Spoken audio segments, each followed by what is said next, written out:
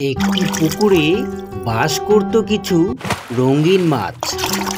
তাদের মালিক ছোট্ট একটি চায়ের দোকান চালালেও সে মাছগুলিকে খুবই যত্ন করে লালন পালন করত। দেখো দাদা, আজ তো অনেক বেলা হয়ে গেল, আমাদের মালিক তো এখনো এলো না, আর খাবারও দিল না। ও হ্যাঁ, দেখো হয়তো কোনো কারণে দেরি হচ্ছে, তবে সে হয়তো খুব তাড়াতাড়ি চলে আসবে।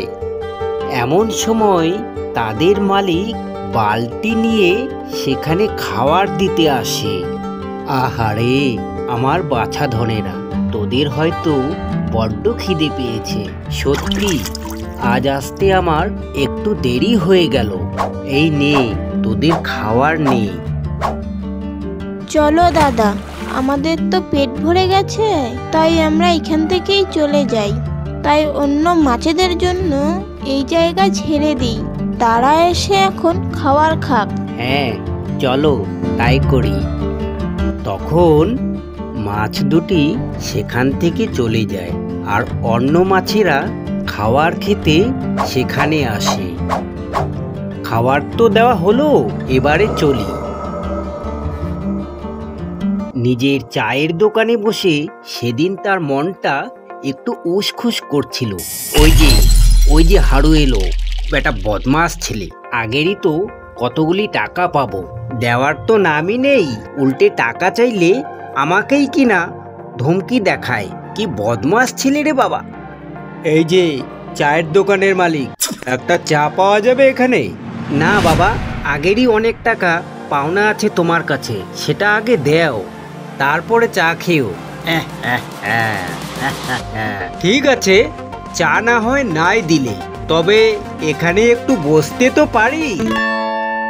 এই যে বাছারা, এখন তোদের সময় হলো এখানে আসার, তাই না? তোদেরকে তো 1 ঘন্টা আগেই বলেছিলাম এখানে আসতে। আসতে একটু দেরি হয়ে গেল হারুদা, মনে কিছু করো না, বলো কি ব্যাপার?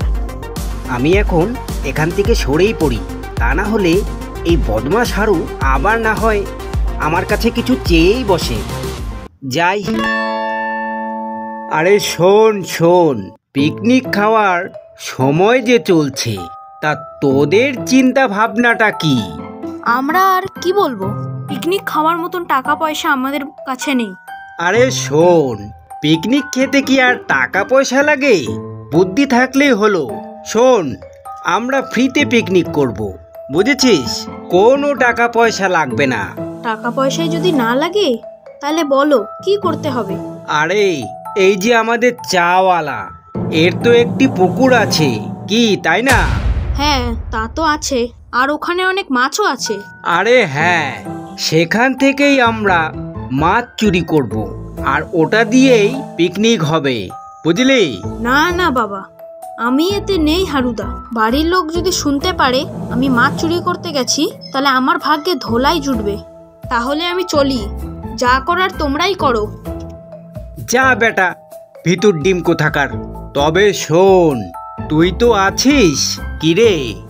না মানে তুমি তো জানো ওখানে 2টি পুকুর আছে, একটি আমাদের আর একটি ওই চালার। আরে হ্যাঁ রে বাবা, হ্যাঁ আমি সবই জানি, তোরা কি আমার শেখাবি? তবে হারুদা, ওখানে তো আমাদেরও পুকুর আছে, তাই তোমার সঙ্গে মাছ চুরি করতে গেলে যদি কেউ আমাকে দেখে ফেলে, তাহলে কি কাণ্ডটাই না ঘটবে। তোরা যদি যেতে না চাস, না গেলি, আমি না হয় তোদের হয়ে মাছটা চুরি করে আনবো। তবে শোন, পিকনিকের দিন আসতে ভুলিস না যেন, বুঝলি? এখন চল তবে। এদিকে চায়ের দোকানের মালিক তার দোকান বন্ধ করে দুপুরবেলায় বাড়ি যাচ্ছিল। তখন সেখানে হারু আসে পিকনিক করার জন্য মাছ চাইতে। শোনো, আমরা পিকনিক করব। এই মেরেছে, এই হারু আবার কোনো অন্যায় আবদার এখন করে না বসে আবার। তাই বলছি যে তোমার পুকুরের থেকে কিছু মাছ চাই। না, অনেক হয়েছে হারু, তোমার এই অন্যায় আবদার আমি কিছুতেই মেনে নিব না। পিকনিকই যদি করতে হয় তবে যাও না বাবা, পয়সা দিয়ে এই মাছ কিনে নাও না। তারপর না হয় পিকনিক করো। ও বুঝেছি, তোমাকে যা ভেবেছিলুম তুমি তাই হলে। তা দিবে না তো? ঠিক আছে, আমিও এর বদলা নিয়ে ছাড়বো। কি বখাটে ছেলে রে বাবা, খালি দাদাগিরি করে। এক পয়সা উপার্জন করার মুরুত্ব নেই, তার আবার লম্বা চওড়া কথা। যাই, পুকুরের মাছগুলিকে দেখে আসি।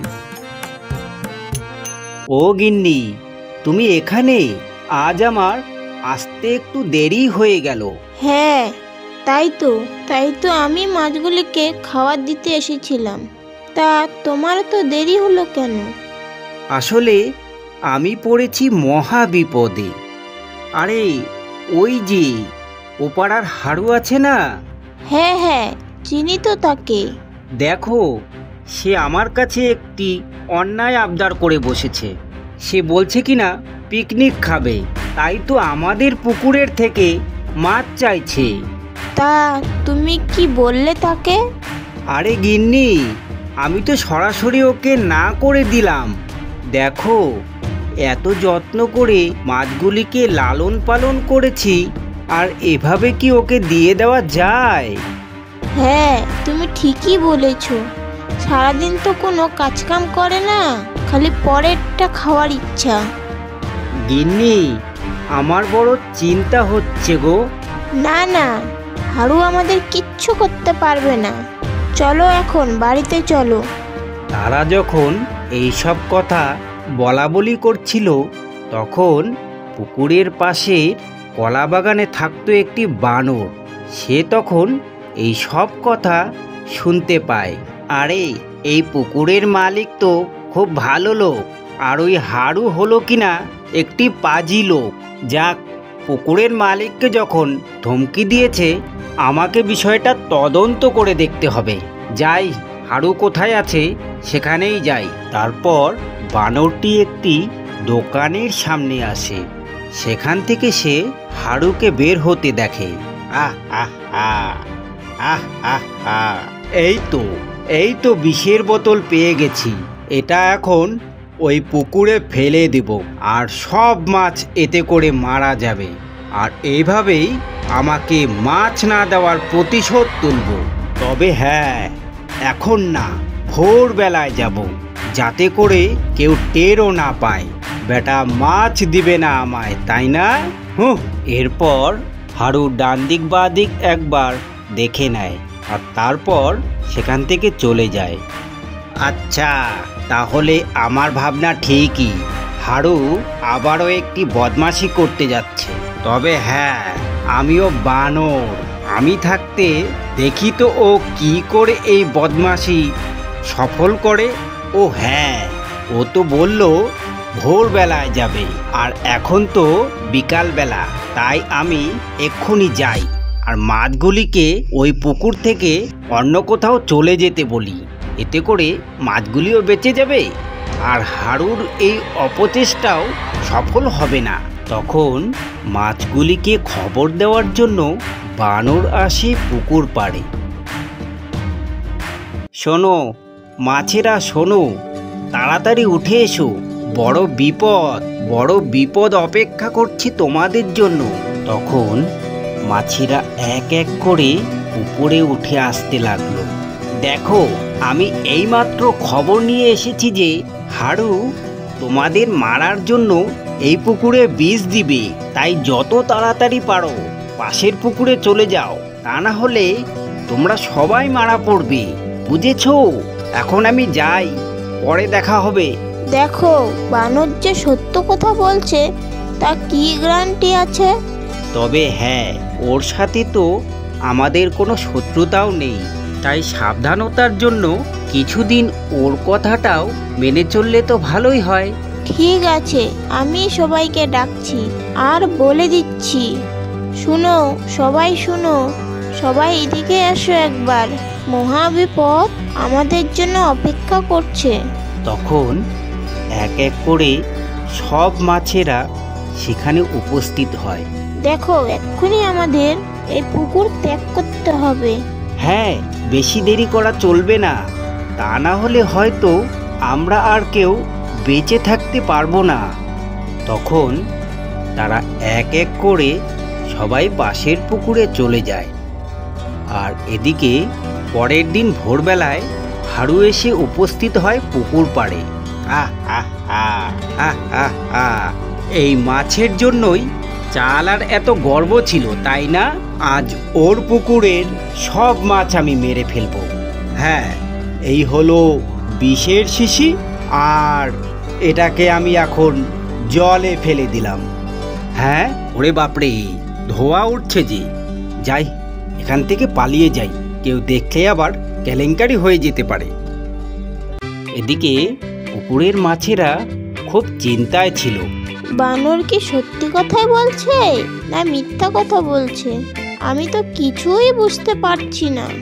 দেখো, পুকুরে না একটি ছাগল জল খাচ্ছে, আর বানর যদি সত্যি কথা বলে থাকে তাহলে ওই ছাগল আর বাঁচবে না।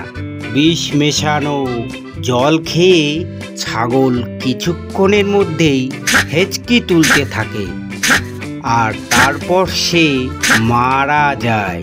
আরে ওই দেখো, ছাগলটি মারা গেল। হ্যাঁ, সত্যি বানরটিকে অসংখ্য ধন্যবাদ আমাদের জীবন বাঁচানোর জন্য।